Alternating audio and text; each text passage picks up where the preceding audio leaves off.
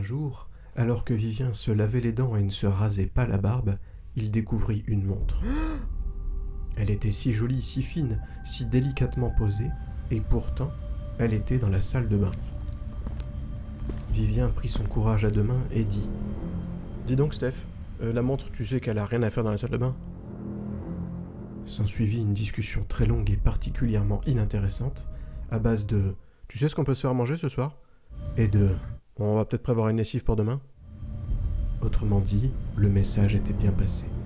C'est le lendemain, un mardi, que Vivien sauta au plafond quand il découvrit à nouveau une montre, incroyablement non rangée, à nouveau dans la salle de bain. Et c'est le déclic, l'étincelle de génie. Vivien se dit « Tiens, sûrement pas la seule, pourquoi je ferais pas une vidéo sur le rangement et l'entretien des montres ?» Cette vidéo, la voici.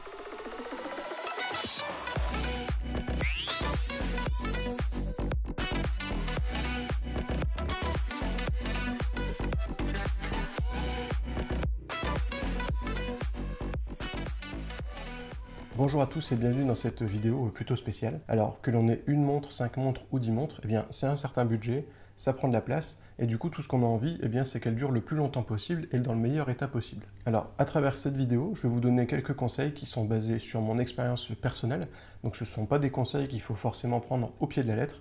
Voilà, vous pouvez les suivre si vous voulez, mais voilà, je ne suis pas horloger de profession, je ne suis pas bijoutier non plus, donc ce sont des conseils qui sont basés sur mon expérience. Du coup, je vais vous donner quelques astuces pour, premièrement, bien entretenir vos montres, et deuxièmement, bien les stocker. Je précise d'ailleurs que tous les objets et tous les outils éventuels dont je vais parler dans la vidéo, pour pouvoir entretenir les montres, les bracelets, les stocker, etc., je vais mettre tous les liens dans la description de la vidéo, donc comme ça, vous n'aurez pas à chercher après, ils seront juste en dessous, et il n'y aura plus qu'à cliquer. Et avant de continuer un peu plus loin dans la vidéo, je vous invite à cliquer sur le bouton s'abonner qui est juste en dessous ici. Ça me permettra de faire grandir un petit peu la communauté de la petite trotteuse. Vous pouvez aussi me suivre sur Instagram et sur Facebook. J'essaie de poster aussi pas mal de contenu que je trouve plutôt intéressant. Et puis bon, ça coûte rien, ça me permettra de faire grandir la communauté. Merci d'avance.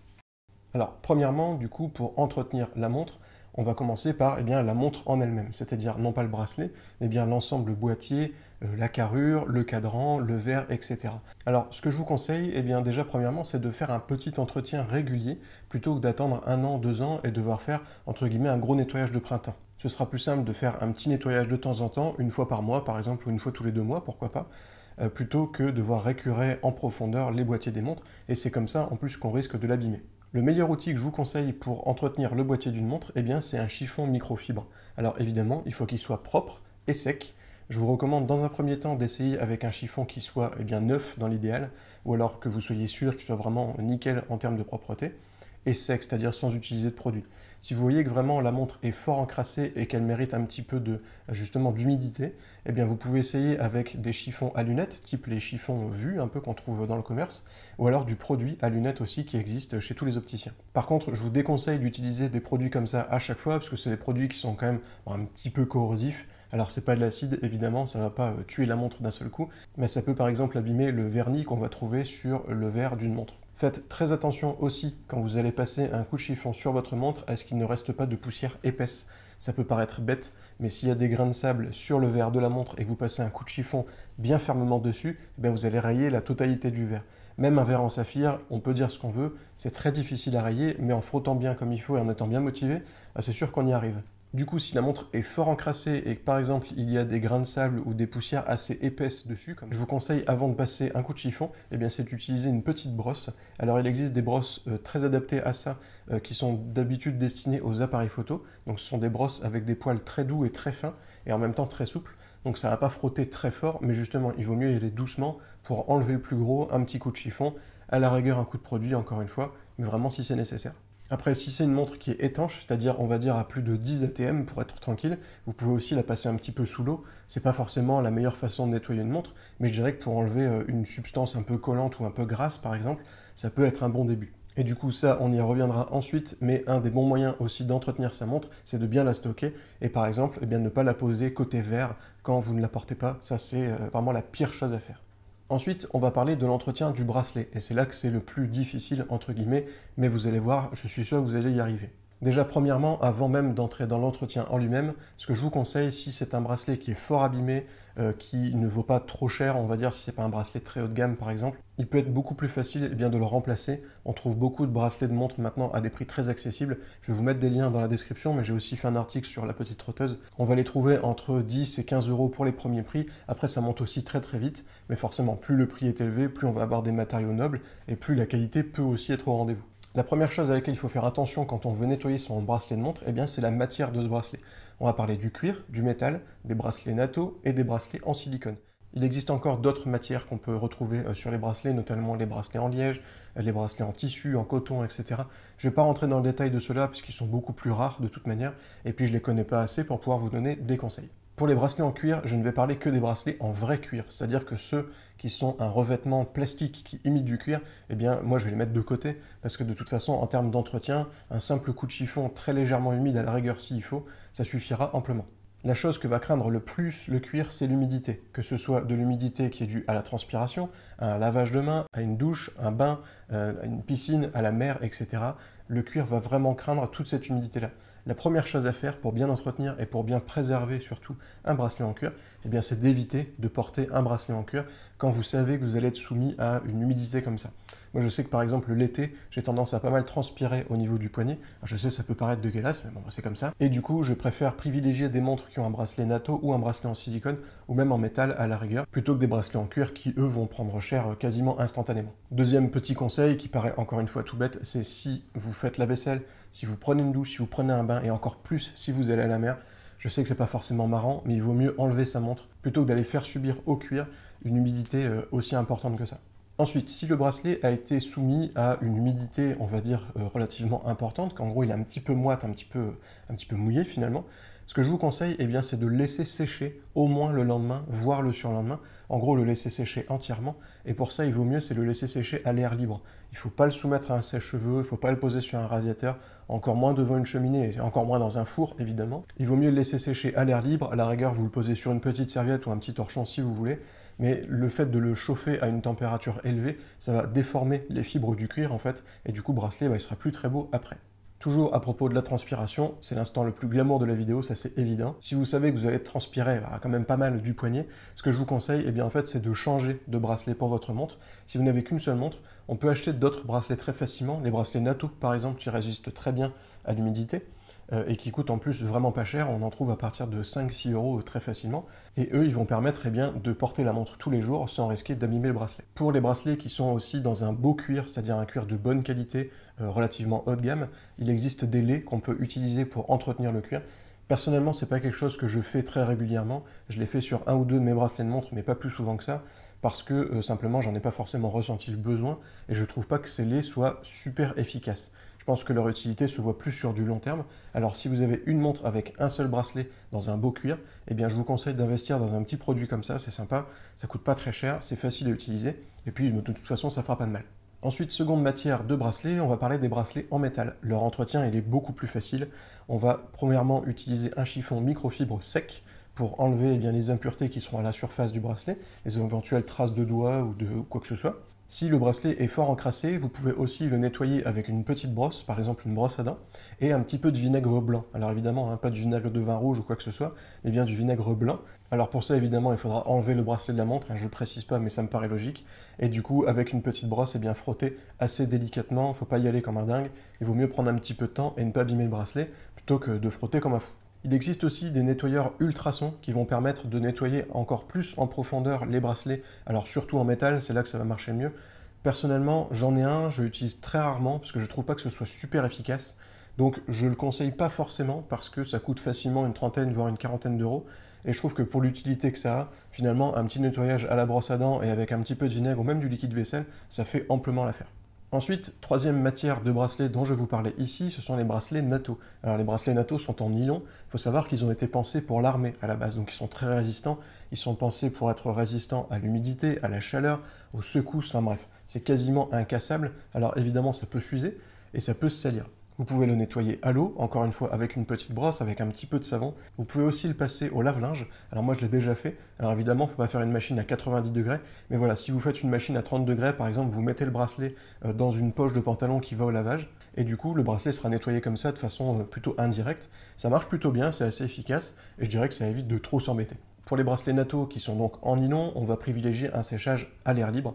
Le nylon, c'est une matière plastique, finalement. Donc en le chauffant, il va se contracter ou se dilater, et du coup, ça va déformer le bracelet. Alors pour les bracelets NATO aussi, on va privilégier un séchage à l'air libre sur une petite serviette, sur un torchon, ou même juste sur une surface comme ça, propre et sèche. Et on termine avec les bracelets en silicone. Ce sont les plus faciles à entretenir et ce sont aussi les plus résistants finalement à beaucoup de choses, on va dire. C'est d'ailleurs pour ça que les marques comme G-Shock par exemple utilisent des bracelets. Alors c'est pas vraiment du silicone, la plupart du temps c'est de la résine, mais bon, c'est une matière plastique quoi grosso modo, parce que c'est très facile à entretenir, ça craint vraiment pas grand chose. Et maintenant en plus les bracelets en silicone et en caoutchouc qu'on va trouver sont des bracelets qui ont été vulcanisés. C'est-à-dire qu'ils ont été chauffés à des températures très très élevées et ça les rend encore plus résistants à des températures, on va dire, du quotidien, donc ça peut être la température du soleil s'il fait fort chaud, ou même la température d'une eau chaude s'il faut, donc vous pouvez les nettoyer vraiment très facilement. Encore une fois, vous pouvez les passer à l'eau avec une petite brosse, même avec de l'eau chaude à la rigueur, ça suffit en général amplement. Si vraiment il faut aller plus loin encore, il y a toujours l'option nettoyeur ultrason, mais qui est toujours pas forcément super utile. Moi je vous conseille ici de privilégier une petite brosse, un peu d'eau, un petit peu de savon à la rigueur, et ça suffit amplement. Si vous avez d'autres types de bracelets qui vous viennent à l'esprit et dont vous avez besoin de conseils pour les entretenir, n'hésitez pas à le dire en commentaire, j'essaierai de vous aider. Ou alors, il y a quelqu'un dans les commentaires qui pourra peut-être vous répondre si jamais moi j'y arrive pas. Ensuite, en deuxième partie de cette vidéo, on va parler du stockage des montres. Alors, je vais différencier deux types de stockage. Donc, il y aura le stockage sédentaire qu'on fait chez soi et le stockage nomade. Donc, c'est-à-dire comment emporter une ou plusieurs montres en plus de celles qu'on a au poignet, par exemple en week-end, en vacances, etc. En premier temps, le stockage sédentaire, donc le stockage chez soi, je vais vous donner quelques conseils de choses à ne surtout pas faire. Premièrement, la chose à ne pas faire, ça va être de stocker votre montre dans la salle de bain. La salle de bain, c'est une pièce qui est humide, il reste toujours de l'humidité dans une salle de bain, c'est pour ça que de toute façon, dans les salles de bain modernes, les murs sont traités contre l'humidité, et c'est pas pour que votre montre, elle absorbe tout. Alors même une montre étanche, finalement, on va éviter, parce que petit à petit, l'accumulation d'humidité, eh bien, ça peut endommager les joints d'étanchéité de la montre, et encore plus pour les montres qui ne sont pas étanches, où ça peut être le boîtier directement qui va prendre, ou alors même le bracelet, c'est un peu dommage. Donc encore une fois, ne pas stocker ces montres dans la salle de bain. Et en fait, d'ailleurs, de manière générale, du coup, deuxième astuce, ne pas les stocker n'importe où. Si vous avez de la place chez vous, mettez-les sur une commode, dans un espace où il n'y aura rien d'autre à côté, et pas sur un meuble télé, sur un bar, au coin d'un canapé, etc. Puisque c'est là que les montres vont être soumises à d'autres petits coups, à d'autres objets qui pourraient atterrir dessus. Même si la plupart du temps ce sera probablement pas grave, eh bien ça peut arriver aussi de poser un objet qui soit un petit peu coupant, un petit peu rugueux sur le verre d'une montre, et du coup de le rayer, même un tout petit peu, ça reste quand même bien dommage, quoi. Et troisième petite astuce de choses à ne pas faire, ça c'est dans le cas où vous avez plusieurs montres, eh bien ça va être d'éviter de les empiler. Ne les posez pas l'une par-dessus l'autre, mettez-les plutôt côte à côte, essayez de maintenir un petit espace entre elles pour éviter qu'elles s'entrechoquent. C'est des petits conseils tout bêtes, mais mine de rien, qui peuvent aider à maintenir une montre en bon état. Ensuite, pour le stockage vraiment en lui-même, la première chose que je vais vous conseiller, c'est une boîte à montre. Ça ne coûte pas très cher, c'est à partir d'une quinzaine, voire une vingtaine d'euros sur Amazon, et on va pouvoir y ranger 5, 6, 10 montres, 20 montres. Le seul conseil que je vais vous donner pour acheter ce type de boîte, c'est de réfléchir au futur. Si là vous avez 4 montres et que vous savez que vous voulez agrandir votre collection, ne prévoyez pas une boîte pour 4 montres ou pour 5, prévoyez plutôt pour 10. À la rigueur, il restera de la place, c'est pas très grave. Mais voilà, évitez d'acheter une boîte qui va uniquement pouvoir contenir les montres que vous avez actuellement, sauf si vous ne comptez pas en avoir plus évidemment. Après, en termes de boîte en elle-même, voilà, il en existe plein sur Internet. Vous pouvez aussi en trouver dans des boutiques de maroquinerie. En général, c'est un petit peu plus cher. Après, la qualité est meilleure aussi. Moi, personnellement, j'ai acheté 2 boîtes, c'est de la marque Songmix sur Amazon, qui m'ont coûté une vingtaine d'euros, 20-25 euros, et qui permettent de ranger 20 montres. Alors voilà, c'est sûr que c'est pas du très beau cuir, c'est sûr que c'est pas une qualité incroyable, mais ça permet de protéger les montres, de les ranger toujours au même endroit, et en plus de ça, les boîtes sont pas trop moches non plus. Si vous n'avez pas envie d'acheter une boîte, vous pouvez simplement utiliser le packaging d'origine de la montre. Alors dans certains cas, c'est pas forcément très simple, parce que certaines marques de montres livrent leurs montres dans des boîtes un peu atypiques, où c'est pas forcément toujours facile de ranger dedans. Mais voilà, si c'est une boîte un peu standard et que vous avez une ou 2 montres, vous pouvez tout à fait utiliser ça si vous n'avez pas envie d'investir dans du rangement supplémentaire. Et troisième option de rangement à domicile, ça va être simplement un tiroir d'une commode. Si vous avez un tiroir qui est libre, dans lequel il y a de la place et dans lequel vous pouvez ranger vos montres entre guillemets en sécurité, ça peut être aussi une bonne option. Elles seront protégées de la poussière, elles seront un petit peu moins soumises aussi à l'humidité que si elles étaient au milieu d'une salle de bain. Moi personnellement, comme j'ai pas mal de montres, je me suis fabriqué un meuble en fait avec des tiroirs dans lesquels je peux ranger toutes les montres une par une, comme si elles étaient dans une boîte à montres finalement. Alors ça isole un peu moins bien, les finitions sont pas magnifiques, hein, c'est du fait maison, mais voilà, c'est pratique, moi ça me correspond bien, et en plus de ça, je peux ranger plein de bazar dans ce meuble. Ensuite, en deuxième type de stockage, eh bien, il y a le stockage nomade. Et ce que je vais vous donner comme conseil, c'est valable si vous partez 2 jours en week-end ou si vous partez 3 semaines en vacances. C'est exactement les mêmes conseils que je vous donne ici. Le premier objet qui est intéressant à posséder quand on voyage avec une montre en plus, du coup une seule, ce sera une petite pochette rigide. Alors moi j'en ai une, c'est la marque Tissot, mais il y en existe plein de différentes.